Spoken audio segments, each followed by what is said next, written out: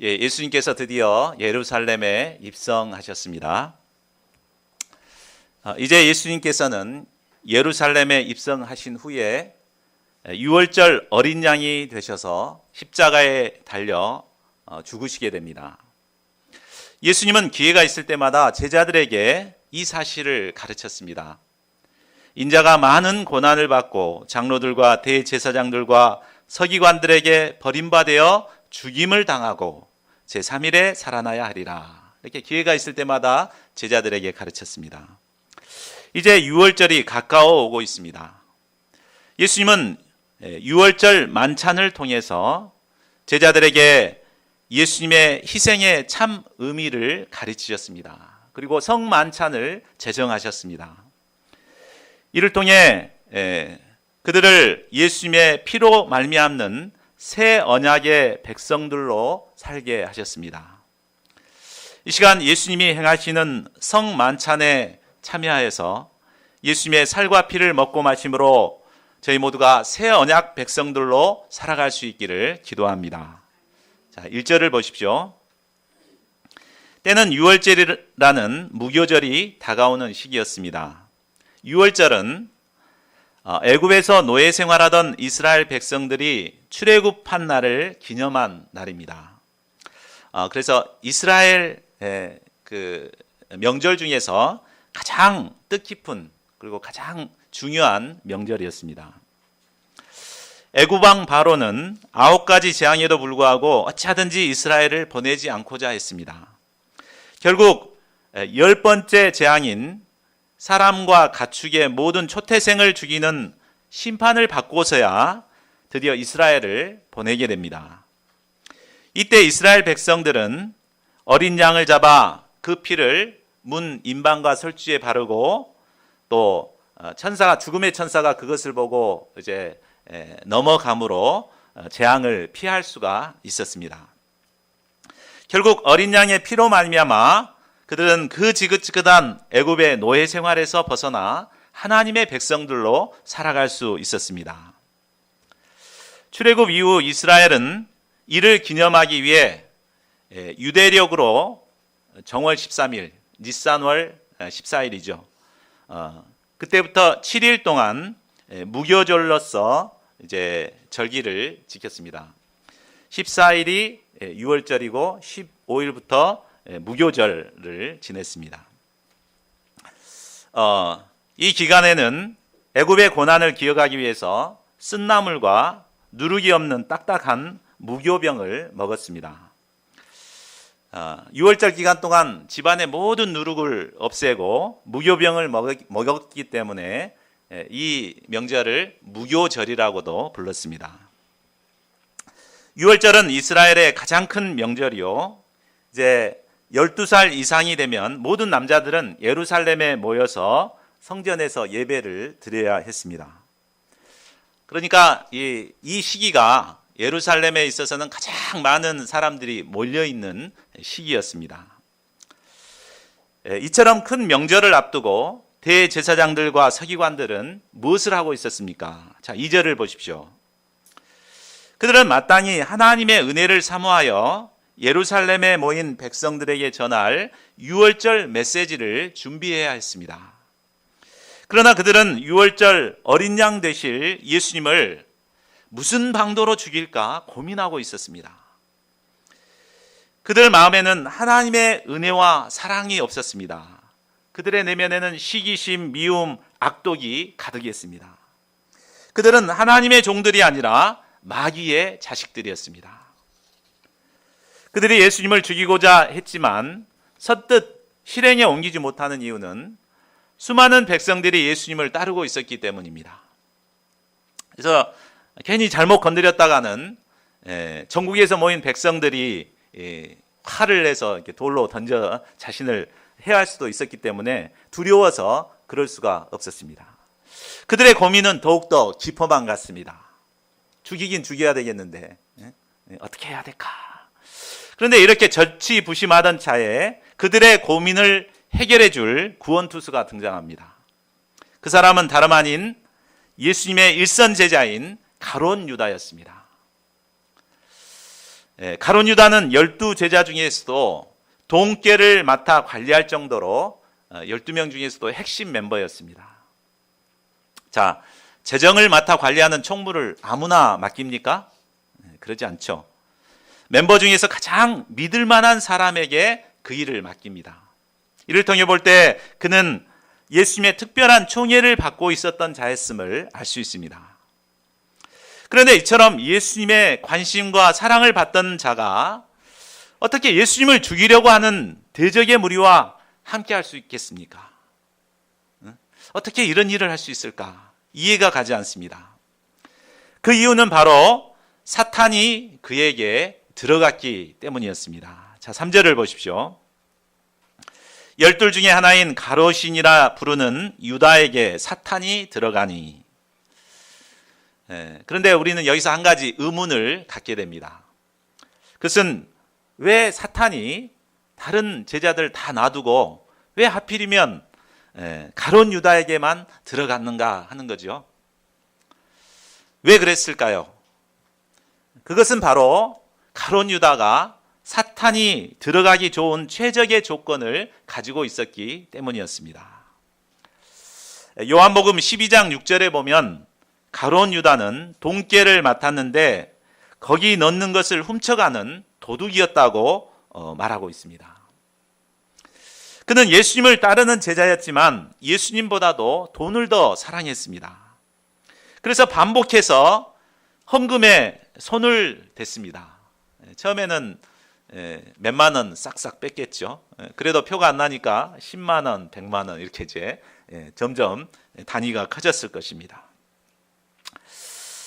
그는 예수님을 따르면 장차 재정부 장관 자리 정도는 얻을 것이라고 기대했습니다.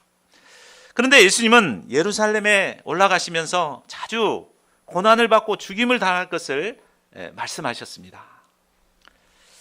자신이 볼 때도 성난 종교 지도자들을 보면 예수님이 참 뭔 일이 일어날 것 같은 생각이 들었습니다.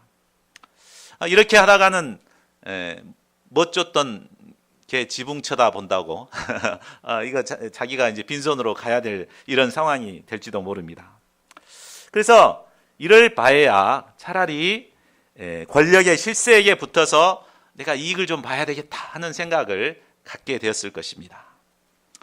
그는 한편으로는 그것이 자기에게 온 기회라고 생각했을지 모릅니다. 그러나 이 모든 생각의 이면에는 바로 사탄이 역사하고 있었습니다. 자, 4절을 보십시오. 사탄이 역사를 하니까 유다는 담대히 대제사장들과 성전 경비대장을 찾아가게 됩니다. 그리고 그들과 함께 예수를 넘겨줄 방도를 의논합니다. 어떻게 그럴 수 있을까? 절치부심하던 종교 지도자들은 이게 웬 떡이냐, 하나님이 도우셨구나 이렇게 생각했을 것입니다. 그리고 크게 기뻐했습니다. 그리고 유다에게 돈을 주기로 언약했습니다. 얼마를 주기로 했죠? 다른 복음서에 보면 은 30이었습니다. 은 30, 잘 우리가 와닿지 않는데 우리가 문화에 비유해서 은 한 문화가 얼마라 그랬습니까?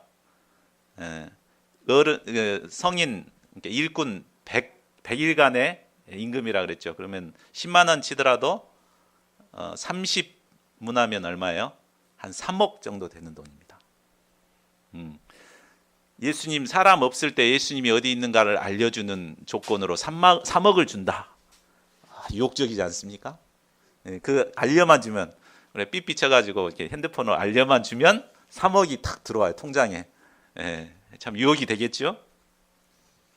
그래서 그는 이 돈을 받을 욕심에 사로잡혀 언제 예수님을 그들에게 넘겨줄지를 기회를 노리고 있었습니다. 자, 이상을 통해 우리가 배울 바가 있습니다. 크게 세 가지인데요. 첫째는 아무리 예수님께 은혜를 받은 자라 할지라도 얼마든지 사탄의 종이 될 수 있다는 것입니다. 우리는 은혜 받으면 그것으로 끝이라고 생각합니다. 근데 이처럼 하나님 예수님께 은혜를 받았어도 결국은 자기 관리를 못하게 되면 사탄의 종이 될 수밖에 없다. 우리가 이것을 알아야 됩니다. 그리고 둘째로 사탄은 우리의 죄와 어둠을 타고 들어와서 역사한다는 것입니다. 사탄은 절대 성령 충만한 사람에게는 들어올 수가 없습니다. 깨어서 말씀을 붙들고 기도하는 사람에게 무서워서 접근하지를 못합니다. 그러나 정말 어둠에 사로잡혀 있는 자들, 원망하고 불평하고 신세한탄하고 이런 사람들, 또 죄를 범하는 자들, 이런 사람들에게 사탄이 들어옵니다. 그리고 셋째로는 사탄이 그 사람에게 들어가 역사하면 인간으로는 생각할 수 없는 악한 일을 도모하게 된다는 것입니다. 3년 반 동안 사랑으로 섬겨진 스승을 원수들에게 아무리 큰 돈이라고 하더라도 이 돈을 받고 넘겨준다는 것은 보통 인간은 생각할 수 없는 일이죠. 그러나 사탄이 들어가면 그런 일을 아무런 양심의 가책도 느끼지 않고 행하게 되는 것입니다.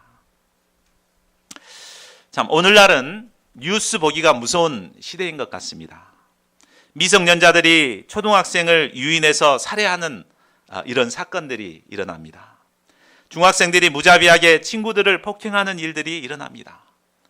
이런 사건들을 접하다 보면 도대체 어떻게 어린아이들이 저런 일을 할 수 있을까? 이런 생각이 듭니다.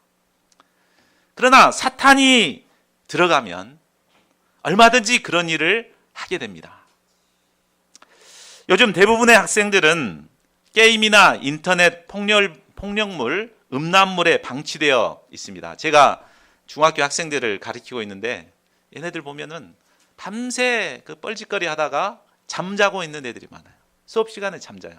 물어보면 밤새 게임하고 했다고 그래요. 부모님들은 공부한 줄 알죠? 그러나 그렇게 어둠 속에 이렇게 사로잡혀 있으면 그 어둠 속에 사로잡혀 있는 그에게 사탄이 들어가서 역사를 하는 것입니다. 그러니까 어떤 애들은 심지어는 인육을 먹고 싶다. 그런 애들도 있다고 그래요. 참, 이 사탄이 역사하는 거 아닙니까? 이런 어둠의 문화를 계속적으로 접하게 되면 결국 사탄이 그들에게 들어가 상상할 수 없는 사건들을 일으키는 범죄자로 전락하게 만들어버립니다. 그러므로 우리는 이런 시대에 우리의 자녀들이 어둠의 문화를 접하지 않도록 우리가 깨어서 살피고 신앙으로 교육하기에 힘써야 합니다. 이런 문화를 접하기 전에 먼저 가정 예배를 드리면서 아이들에게 말씀을 심고 말씀이 새겨지도록, 신앙이 새겨지도록 돕는 것이 중요합니다.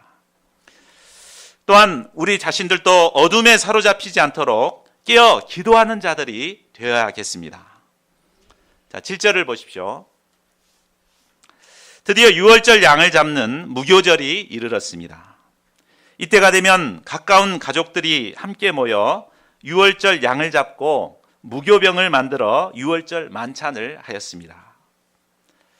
이 유월절 만찬은 식사라기보다는 감사의 기도와 찬양과 말씀이 있는 예배라고 볼 수 있습니다.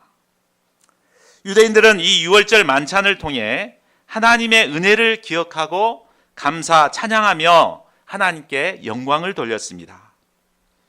예수님께서도 제자들과 함께 유월절 만찬을 하기 위해서 준비하셨습니다. 그런데 그 준비하는 내용을 살펴보면 마치 첩보 영화를 보는 듯합니다. 자, 8절에서 12절을 보십시오. 예수님은 특별히 수제자인 베드로와 요한을 보내시며 유월절 만찬을 준비하게 하십니다. 그래서 어디서 준비할까요? 물어보니까 성내에 들어가가지고 물동이 들고 가는 사람이 있을 거다. 그러면 그 뒤를 따라가가지고 그가 가는 집에 한번 들어가라. 들어가서 그 집주인한테 이렇게 말해라. 그러죠? 우리 선생님이 말했는데 내가 내 제자들과 함께 유월절을 먹을 객실이 어디 있느냐라고 하셨다. 이렇게 하면 그가 큰 다락방을 보여줄 것이라는 것입니다. 그래서 그곳에다가 이제 유월절 만찬을 두 제자들이 준비하도록 그렇게 방향을 줍니다. 베드로와 요한은 예수님의 말씀대로 순종해서 아주 은밀하게 유월절 만찬을 준비했습니다. 자, 예수님께서 이처럼 치밀하게 준비하는 것을 보면 예수님께서는 가룟 유다가 이미 사탄에게 사로잡혀 원수들과 내통하고 있다는 사실을 잘 알고 있었음을 알 수 있습니다. 그렇죠? 예수님이 가룟 유다를 의식했기 때문에 이 수제자인 베드로와 요한에게만 이렇게 은밀하게 준비하도록 그렇게 한 것입니다. 예수님은 가룟 유다가 알지 못하도록 은밀하게 유월절 만찬을 준비시켰습니다. 이를 통해 원수들의 방해 없이 마지막 유월절 만찬을 마치고 성 만찬을 제정하시고자 하신 것입니다. 자, 14, 15절을 보십시오. 때가 이르자 예수님은 사도들과 함께 앉으사 드디어 유월절 만찬을 시작하십니다. 예수님께서는 만찬을 시작하기에 앞서 소감을 발표하십니다. 내가 고난을 받기 전에 너희와 이 유월절 먹기를 원하고 원하였노라. 원하고 원하였노라. 예수님께서는 제자들과 이 마지막 유월절 만찬을 드시고자 간절히 원하셨습니다. 그 이유는 바로 제자들에게 예수님께서 받으실 그 고난의 의미가 무엇인가를 가르쳐주기 위함입니다. 또한 성만찬을 통해 그들과 새 언약을 세우기를 원하셨기 때문입니다. 자, 16절을 보십시오. 내가 너희에게 이르노니 이 유월절이 하나님의 나라에서 이루기까지 다시 먹지 아니하리라. 또 18절도 보십시오. 내가 너희에게 이르노니 내가 이제부터 하나님의 나라가 임할 때까지 포도나무에서 난 것을 다시 마시지 아니하리라. 자, 이 말은 바로 이 유월절 만찬이 마지막이라는 것을 말해줍니다. 예수님이 행하시는 마지막 유월절일 뿐만 아니라 구약에서부터 쭉 행해왔던 유월절이 끝났음을 선언하는 말씀이기도 합니다. 자, 왜 그렇습니까? 구약에서의 유월절 행사는 바로 참 어린 양의 희생을 기다리며 소망하는 그림자에 불과합니다. 우리가 애굽에서 나왔을 때 구원을 받았지만 이 어린 양의 피로 말미암아 우리가 구원을 받을 텐데 이 구원을 기다리는 마음으로 유월절을 지켜왔습니다. 근데 드디어 예수님께서 하나님의 어린 양으로서 유월절 어린 양이 되셔서 이곳에 오셔서 곧 내일 모레면 유월절 어린 양으로서 십자가에 달려 죽으시게 됩니다. 그러면 이제 유월절 행사는 끝이 나게 되는 것이죠. 예. 그러나 유월절 잔치가 영원히 사라진 것은 결코 아닙니다. 장차 예수님이 재림하심으로 하나님 나라가 이 땅에 임하게 되면 그때 우리는 예수님과 함께 영원한 유월절 잔치에 참여하게 될 것입니다. 요한계시록에 보면 이 잔치를 가리켜 어린 양의 혼인잔치라고 부르고 있습니다. 예수님의 재림을 소망하는 우리 신자들은 신랑 되신 예수님을 기다리는 신부와도 같습니다. 장차 우리의 신랑 되신 예수님께서 재림하시게 되면 우리는 거룩한 하나님의 나라에서 이 신랑 되신 예수님과 함께 영원토록 유월절 잔치를 벌이게 됩니다. 이것이 우리 신자들이 간절히 바라보는 산소망입니다. 또한 예수님께서도 이 날을 손꼽아 기다리고 계십니다. 예수님이 하나님의 어린 양이 되심으로 구약의 유월절은 폐해졌지만 이제 예수님은 새롭게 성만찬을 제정코자 하십니다. 자, 19절을 보십시오. 우리 19절을 같이 읽어보겠습니다. 자, 시작. 또 떡을 가져 감사기도 하시고 떼어 그들에게 주시며 이르시되 이것은 너희를 위하여 주는 내 몸이라. 너희가 이를 행하여 나를 기념하라. 예수님은 누르기 없는 떡을 가지고 감사의 기도를 하셨습니다. 그리고 그것을 찢어서 제자들에게 나누어 주시며 말씀하십니다. 이것은 너희를 위하여 주는 내 몸이라. 너희를 위하여 주는 내 몸이다 라고 말씀하십니다. 누르기 없는 무교병은 바로 죄 없으신 순결한 예수님의 몸을 상징하고 있습니다. 아무런 죄 없으신 예수님께서 왜 그 고귀한 몸이 찢기셔야 했습니까? 이것은 너희를 위하여 주는 내 몸이라. 바로 죄로 말미암아 죽을 수밖에 없는 우리를 위해서였습니다. 이 예수님의 희생으로 말미암아 우리는 구원의 은혜를 누리고 영생을 얻게 되었습니다. 요한복음 6장 51절은 더 구체적으로 자세히 설명해 주고 있습니다. 우리 이 말씀도 같이 한번 읽어보겠습니다. 시작. 나는 하늘에서 내려온 살아있는 떡이니 사람이 이 떡을 먹으면 영생하리라. 내가 줄 떡은 곧 세상의 생명을 위한 내 살이니라. 예수님은 생명의 떡이 되십니다. 누구든지 이 예수님께 나아가 생명의 떡을 먹는 자는 결코 줄이지 않습니다. 예수님은 영적으로 굶주린 우리의 영혼의 진정으로 만족을 주시는 분이십니다. 영생을 주시는 분이십니다. 자, 우리 20절 요절 말씀인데 20절도 같이 읽겠습니다. 시작. 저녁 먹은 후에 잔도 그와 같이 하여 이르시되 이 잔은 내 피로 세우는 새 언약이니 곧 너희를 위하여 붓는 것이라. 우리가 성만찬에서 마시는 포도주는 바로 예수님의 피를 상징합니다. 예수님은 우리를 위하여 고귀한 피를 흘려주셨습니다. 인간이 범죄한 이후 하나님께서는 죄사함을 받아 하나님께로 나아갈 수 있는 제도를 마련하셨습니다. 그게 뭡니까? 제사제도입니다. 짐승의 피를 흘려서 일시적으로나마 사죄의 은혜를 덧입고 하나님께 나아갈 수 있는 제사제도를 주셨습니다. 그러나 짐승의 피는 일시적으로 죄를 사해 줄 뿐이지 우리를 온전히 깨끗게 해주지는 못합니다. 그러나 하나님의 어린 양 예수님의 피는 단번에 한 제사로 우리의 모든 죄를 사해 주십니다. 히브리서 9장 13, 14절은 말합니다. 우리 이 말씀도 같이 읽어볼까요? 시작. 염소와 황소의 피와 및 송아지의 죄를 부정한 자에게 뿌려 그 육체를 정결하게 하며 거룩하게 하거든 하물며 영원하신 성령으로 말미암아 흠 없는 자기를 하나님께 드린 그리스도의 피가 어찌 너희 양심을 죽은 행실에서 깨끗하게 하고 살아계신 하나님을 섬기지 하지 못하겠느냐.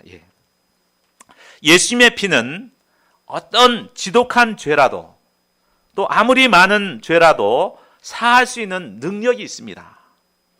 예수님의 피로 새롭게 된 사람은 죽은 행실에서 깨끗하게 되어 살아계신 하나님을 능히 섬기는 자로 변화됩니다. 그런데 예수님께서 말씀하신 말씀 중에 중요한 단어가 있습니다. 바로 그것은 내 피로 세우는 새 언약입니다.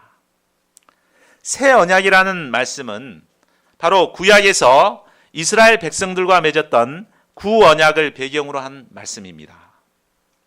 출애굽기 24장을 보면 하나님께서 이스라엘 백성들과 언약 맺는 사건이 기록되어 있습니다. 이스라엘 백성들은 출애굽한 이후에 시내산에서 하나님과 언약을 체결합니다. 모세가 시내산에서 하나님의 계명을 받아 가지고 내려와서 백성들을 모아놓고 그 말씀을 가르칩니다. 그러니까 이스라엘 백성들은 여호와의 모든 말씀을 우리가 준행하리이다 하고 대답합니다. 이때 모세는 준비해 두었던 짐승의 피를 제단에 절반 뿌리고 또 백성들에게 뿌립니다. 그렇게 해서 언약이 체결이 됩니다. 그러나 이 언약은 쌍무 언약으로 어떤 한쪽에서 그것을 이행하지 못하게 되면 무효가 되는 불완전한 언약이었습니다. 실제로 이스라엘의 역사를 보면 이스라엘 백성들은 끊임없이 하나님의 율법을 어기고 죄를 범했습니다. 이는 마치 결혼한 신부가 언약을 깨뜨리고 남편을 떠난 것과도 같았습니다. 하나님께서는 이처럼 불완전한 구언약을 대신할 새 언약을 이미 예레미야 선지자에게 예언하였습니다. 우리 예레미야 선지자가 예언했던 31장 33절을 보십시오. 그러나 그날 후에 내가 이스라엘 집과 맺을 언약은 이러하니 곧 내가 나의 법을 그들의 속에 두며 그들의 마음에 기록하여 나는 그들의 하나님이 되고 그들은 내 백성이 될 것이라. 여호와의 말씀이니라. 그리고 이 약속대로 예수님의 피로 말미암아 새 언약을 체결하십니다. 이 말씀에서 보듯이 새 언약의 특징은 돌판이 아닌 바로 우리의 마음에 새겨지는 것에 있습니다. 이는 우리의 내면에 내주하시는 성령을 의미합니다. 성령께서는 우리의 내면에 내주하셔서 거룩한 하나님의 백성으로 우리를 빚어 가십니다. 우리가 예수님의 피를 영접하고 사죄의 은혜를 덧입게 되면 성령께서 우리에게 임하십니다. 그리고 우리 안에 내주하셔서 우리의 죄악된 행실을 점점 변화시켜 가십니다. 그래서 우리를 거룩한 하나님의 백성으로 성화시켜 가십니다. 우리가 예수님의 피의 은혜를 덧입었지만 우리는 아직 성화되지 못했습니다. 그래서 여전히 구원은 받았지만 죄에 넘어질 때가 많습니다. 그러나 낙심할 필요는 없습니다. 왜? 이미 우리는 새 언약 백성이 되었기 때문입니다. 우리 안에 성령께서 내주하셔서 우리를 변화시켜 가십니다. 당장에 하루아침에 확 바뀌지는 않았지만 1년, 2년, 3년, 4년 계속해서 성령의 인도하심을 받게 되면 나도 모르는 사이에 점점 영적으로 성장되어 갑니다. 그래서 그리스도의 장성한 분량에 이르기까지 우리가 자라나게 됩니다. 내 안에 계신 성령님의 도우심으로 말미암아 우리는 연약함을 이기고 거룩한 성령의 열매를 맺는 하나님의 백성들로 살아갈 수가 있게 되었습니다. 내 안에 내주하시는 성령님께서는 우리의 죄악된 본성을 변화시키시고 그리스도의 장성한 분량에 이르기까지 우리를 자라나게 하십니다. 우리를 위해 고귀한 피를 흘려주심으로 우리를 거룩한 새 언약 백성으로 삼아주신 예수 그리스도의 은혜를 감사 찬양드립니다. 그런데 문제는 우리가 연약하기 때문에 이 은혜를 잊어버리고 쉽게 넘어진다는 것에 있습니다. 우리가 여름 수양회 때는 정말 뜨겁게 예수님의 십자가의 은혜를 덧입어서 눈물도 흘리지만 막상 세상에 나와서 직장 생활하고 막 세파에 시달리다 보면 점점 그 은혜를 잃어버리기 쉽습니다. 때문에 이처럼 연약한 우리는 계속해서 하나님의 은혜를 잊지 않도록 기념하는 것이 필요합니다. 이 때문에 예수님께서는 19절에서 너희가 이를 행하여 나를 기념하라고 말씀하셨습니다. 기념하기 위해서는 이 성만찬을 식을 자주 하는 것도 필요합니다. 그런데 더 중요한 것은 우리가 날마다 개인적으로 예수님의 은혜의 보좌 앞에 나가서 예수님의 살과 피의 은혜를 누리며 살아가는 것입니다. 이때 그리스도의 살과 피가 내 속에 역사하여 나의 더러운 죄를 씻어주고 내 영혼을 소생시킵니다. 그리고 우리로 주님과 바른 관계성을 맺게 하여 이 세상에서 승리하는 삶을 살게 하십니다. 신앙생활이란 한마디로 날마다 주님의 십자가 아래 나아가 나의 죄를 회개하고 주님의 살과 피를 먹고 마시는 생활이라고 할 수 있습니다. 이것이 바로 예수님의 십자가의 은혜를 받은 자들이 살아가는 참된 모습입니다. 만일 십자가의 복음을 영접하고도 예수님의 살과 피를 기념하지 않는 삶을 산다면 그것은 정말 구원을 받은 자인가 한번 의심해 볼 필요가 있습니다. 구원받았다 그러면서 죄 짓고 살고 교회는 안 오고 기도도 않고 말씀도 안 보고 그게 구원받은 사람일까요? 의심해 봐야 돼요. 정말 새 언약 백성이 되었다면 이렇게 날마다 예수님의 살과 피를 기념하는 삶을 살게 되는 것입니다. 저희 모두가 날마다 예수님의 살과 피를 먹고 마심으로 살아가는 새 언약 백성들이 될 수 있기를 간절히 기도합니다. 성만찬을 마치신 후 예수님께서는 예수님을 팔고자 하는 가룟 유다에게 관심을 가지십니다. 21절을 보십시오. 그러나 보라, 나를 파는 자의 손이 나와 함께 상위에 있도다. 자, 예수님은 가룟 유다와 예수님만이 알 수 있도록 이렇게 말씀하셨습니다. 직접적으로 말씀 안 하셨잖아요. 만약에 직접 말씀했다면 베드로가 가룟 유다 가만히 놔두겠습니까?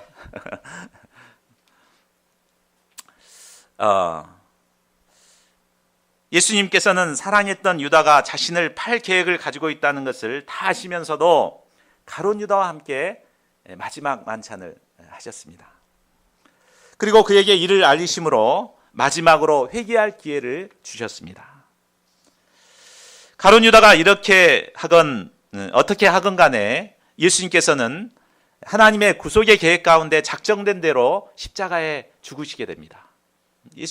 가룟 유다가 팔아서 죽게 되고 아니죠. 그렇든 안 그렇든 결국은 십자가에 달려 죽음을 맞이하시게 됩니다. 그러나 그런 과정에서 예수님을 배반하여 팔게 된 그에게는 화가 임하게 됩니다. 결국 그는 회개하지 않음으로 말미암아 예수님을 팔게 되고 후에 목매에 자살을 하고 창사가 터져 죽는 아주 비참한 최후를 맞이하게 됩니다. 자, 결론을 맺겠습니다. 예수님께서는 죄로 말미암아 죽을 우리를 위해 고귀한 몸을 찢기시고 피를 흘리심으로 우리를 구원하여 주셨습니다. 예수님의 살을 먹고 피를 마신다는 것은 예수님의 십자가의 희생이 바로 나를 위한 것임을 영접하는 것입니다. 우리는 예수님의 살을 먹고 피를 마실 때 죄에서 벗어나 우리는 영생을 얻는 새 언약 백성들이 될 수 있습니다. 이 시간 저희 모두가 예수님의 살과 피를 먹고 마심으로 주님이 주시는 풍성한 생명을 누릴 수 있기를 간절히 기도합니다. 요절 말씀 읽고 기도하고 마치겠습니다. 20절 시작.